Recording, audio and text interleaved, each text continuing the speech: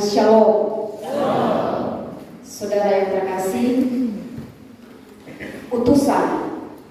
seorang utusan itu dia berjalan di depan menyampaikan kabar baik tentang Yesus. Dan kabar baik tentang Yesus itu harus ditunjukkan dalam hidup dan perbuatan baik, yaitu menjalani hidup dengan baik, dengan benar terhadap sesama. Itu seorang utusan.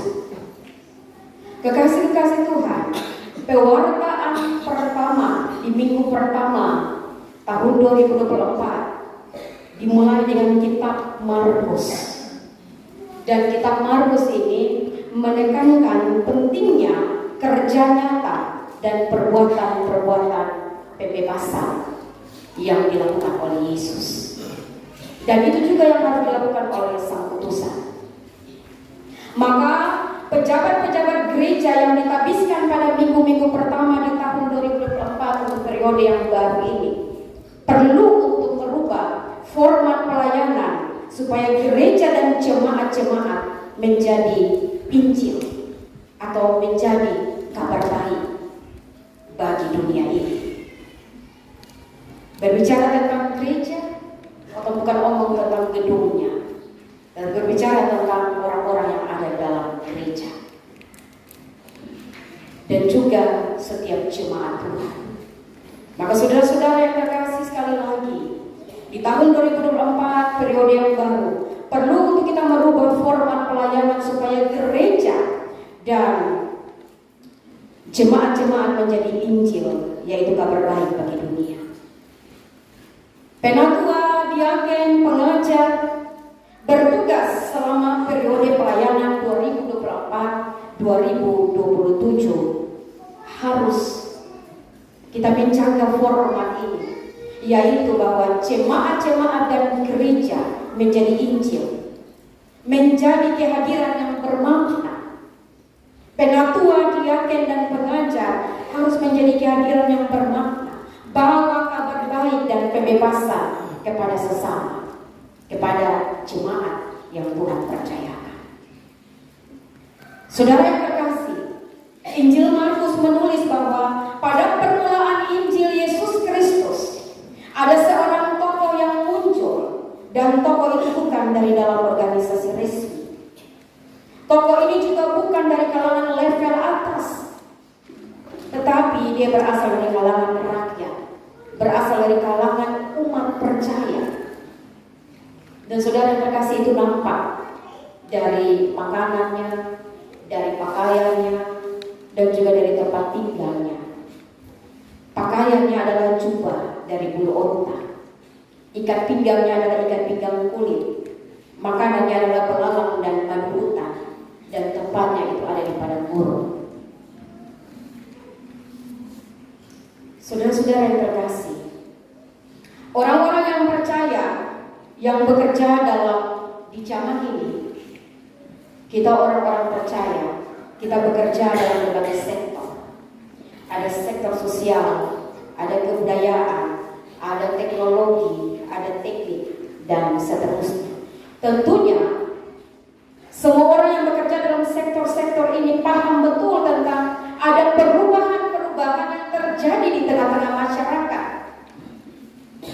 Dan saudara, kalau pribadi dan pekerjaan Kristus harus dihadirkan sebagai kabar baik bagi manusia yang ada di setiap sektor itu, maka Bapak Mama, saudara yang terkasih, perlu ada seruan, perlu ada teriakan untuk mempersiapkan jalan bagi Tuhan. Dan itu harus dimulai dari hal-hal yang bersifat sosial, hal-hal yang bersifat kebudayaan, bersifat teknik dan teknologi. Hari ini gereja perlu secara serius memperhatikan suara orang-orang yang meneriaki tentang persiapan jalan bagi Tuhan. Artinya Bapak Mama, saudara yang terkasih, untuk pelayanan ibadah-ibadah kita sudah jalankan. Ini bukan soal tentang melulu ibadah, bukan soal tentang doa, bukan soal tentang liturgi ibadah-ibadah perkunjungan-perkunjungan rumah tangga, tetapi juga perlu ada perubahan dan persiapan yang nyata untuk perubahan sosial sebuah perubahan kebudayaan, teknik, teknologi, politik, kesehatan, pendidikan, dan lain sebagainya. Bagaimana kabar baik ini ada dalam kebudayaan kita, dalam budaya kita yang belum diterangi oleh Injil. Maka ada suara yang harus disampaikan di sana. Ada kabar baik yang harus disampaikan di sana. Saudara-saudara yang terkasih, betul bahwa pendekatan budaya itu baik. Tetapi mari kita melihat pendekatan budaya untuk menyelesaikan segala sesuatu di tengah-tengah masyarakat pakai pendekatan budaya. Tetapi mari juga budaya yang sudah terformat dengan tentang kabar baik. Budaya-budaya yang sudah diterangi oleh Injil. Teknik teknologi canggih. Saudara-saudara yang terkasih, jangan sampai kita yang ada di bawah teknologi, artinya bahwa teknologi menguasai kita, yang sebenarnya kita ini diformat oleh Tuhan, dipersiapkan oleh Tuhan untuk kita yang menguasai ini bidang-bidang. Jangan biarkan otakmu diri yang dikuasai oleh teknologi canggih, yang pada akhirnya orang bilang otak bergantung dengan teknologi canggih. Kau sudah bisa hidup lagi dengan teknologi canggih, harus bergantung kepada teknologi yang seharusnya Tuhan sebagai alat mendukung pekerjaan-pekerjaan kita. Begitu juga dengan politik, kesehatan, pendidikan, dan seterusnya. Bapak, Mama, Bapak, Saudara yang terkasih, agar Injil tentang Yesus Kristus itu bisa menjadi kekuatan pembaharu dalam masyarakat yang dimulai dari setiap hati orang-orang yang mau melayani. Dan itu harus ditanamkan dalam kehidupan keluarga, lalu kita lanjutkan di dunia pendidikan Kristen maupun pendidikan dalam gereja. Maka Bapak, Mama, Bapak, Saudara yang terkasih, jalan ke sana perlu dipersiapkan dengan baik oleh para tokoh yang dipersiapkan, oleh para tokoh yang diangkat untuk memperbaharui pelayanan dalam gereja. Injil Markus menceritakan bahwa permulaan Injil tentang Yesus Kristus adalah mempersiapkan jalan. Saudara yang terkasih, Yesus adalah jalan. Maka perlu untuk rute itu dipersiapkan. Karena Yesus adalah jalan. Yesus selalu melakukan perjalanan. Yesus juga bertemu dengan manusia di jalan. Dan ada banyak hal atau tindakan-tindakan yang Yesus lakukan di jalan. Yaitu ada pembebasan, ada penyembuhan, ada pemulihan ketika Yesus ada dalam perjalanan, berjumpa dengan orang-orang yang membutuhkan Dia. Bapak, Mama, kekasih-kekasih Tuhan, manusia juga memiliki jalan. Tiap hari kita manusia ada di jalan untuk kita mencari makan, untuk kita membungakan talenta kita, dan untuk membuat hidup kita ini bermakna. Dan itu senantiasa kita ada di jalan. Untuk itu, saudara-saudara yang terkasih, karena Yesus adalah jalan, dan manusia juga selalu dalam perjalanan, maka manusia sebagai pekerja-pekerja, sebagai pewarta-pewarta kabar baik dari gereja, wajib untuk mempersiapkan rute, wajib untuk merekayasa arus lalu lintas. Kita harus mengatur kecepatan tempuh supaya orang yang sedang berjalan itu mereka bisa bertemu dengan Yesus ada di jalan. Dan itu, saudara, tidak hanya melulu melalui ibadah, tapi bagaimana ketika kau ada di jalan, kau mempertemukan orang dengan Yesus. Dari kau sendiri, kita ini juga adalah jalan yang Tuhan persiapkan. Kau berseru-seru tentang persiapkan jalan bagi Tuhan. Maka itu dimulai dari saudara dan saya, untuk supaya kau mempertemukan orang-orang dengan Yesus. Bapak, Mama, kekasih-kekasih Tuhan, dulu itu rute yang dipersiapkan hanya 2 atau 3 sesuai dengan jenis mata pencarian manusia, yaitu bertani, beternak, melaut. Tetapi hari ini pekerjaan manusia sudah sangat kompleks. Rute ke hari untuk bekerja, untuk belajar atau mengajar, itu juga perlu dipertemukan dengan Yesus yang adalah jalan. Setiap orang yang pergi ke sekolah, baik itu dia sebagai murid maupun guru, setiap orang yang pergi ke kantor, para caleg legislatif yang berkonsentrasi di dunia politik, perlu persiapkan rute untuk bertemu dengan Yesus. Jalan yang dilalui oleh anggota legislatif dan para pejabat birokrasi yang penuh dengan taburan uang, sehingga tidak kadang-kadang bisa jatuh kalau tidak mempersiapkan rute menuju ke rumah yang baik. Kalau tidak mempersiapkan rute, maka pasti dia akan menuju kepada rumah tahanan atau penjara. Maka ini perlu untuk direkayasa ulang supaya anggota-anggota legislatif dan pejabat-pejabat itu justru bertemu dengan Yesus dalam perjalanan karir mereka, dalam perjalanan karya birokrasi mereka. Intinya Bapak-Bapak, Saudara yang terkasih, pejabat gereja menjadi orang yang mempersiapkan jalan bagi Tuhan, bukan malah menjadi penghalang atau pemalak bagi mereka yang berada di jalan untuk bertemu dengan Tuhan. Ketika ngomong ini, kalau ngomong untuk diri sendiri, kita sebagai pengkabar baik, tetapi pun juga kita ada dalam dunia kerja kita masing-masing. Kita yang mempersiapkan jalan itu, kita mempersiapkan rute itu, merekayasa, memformat ulang segala sesuatu yang jalan-jalan yang pada akhirnya buntu atau jalan-jalan yang berkelok-kelok yang pada akhirnya kita tidak berjumpa dengan kabar baik itu, tidak berjumpa dengan Yesus yang pada akhirnya Tuhan menuntut dari kita. Sampaikan itu kabar baik kepada orang. Ketika orang ini jatuh, ketika si A jatuh, si B jatuh, ketika mereka sudah ada masuk di dalam lubang, sudahkah kita menyampaikan kabar baik? Sudahkah kita mempersiapkan jalan itu? Rute-rute itu sudah kita persiapkan. Bapak, Mama, Saudara yang dikasihi oleh Tuhan Yesus Kristus,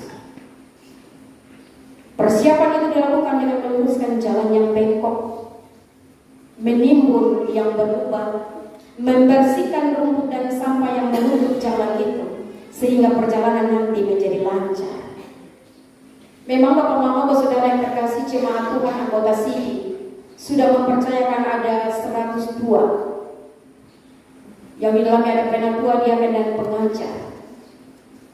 Bapak, Mama, Saudara, jemaat mempercayakan penatua, diaken dan pengajar ini untuk kita menata pelayanan yang ada di gereja ini. Tetapi juga penatua, diaken dan pengajar harus berwaspada, karena di masa sekarang rumput dan sampah yang menutupi jalan untuk bertemu dengan Tuhan itu kelihatan yang menarik, memikat hati kita, mendatangkan kesenangan yang bersifat duniawi dan hanya sementara. Karena itu, para pejabat gereja yang bertugas mempersiapkan jalan juga harus bersihkan hati, harus bersihkan pikiran, dan bersihkan hidupnya agar tidak tergoda dengan rumput dan sampah-sampah yang menarik dan memikat hati kita. Bapak, Mama, kekasih-kekasih Tuhan, di zaman ini dan belakangan ini masyarakat lebih suka pada hal-hal yang lurus. Kalau kita bicara tentang pilihan politik, mereka akan menjawab itu tegak lurus. Saudara-saudara yang terkasih, yang namanya yang lurus itu baik. Semua orang mau yang lurus-lurus. Kuah lurus saja orang mau. Kuah lurus itu enak, apalagi kalau ayam kampung. Orang bilang, tak usah bumbu-bumbu, boleh kuah lurus saja itu enak. Bahkan salon-salon kecantikan juga memberikan tawaran untuk meluruskan rambut. Itu juga baik. Kalau rambut yang bergelombang, yang keriting, kita pasti akan tergiur dengan itu. Yang lurus-lurus itu kita suka. Nah, Bapak, Saudara, manusia modern makin suka pada semua yang lurus. Tetapi kita perlu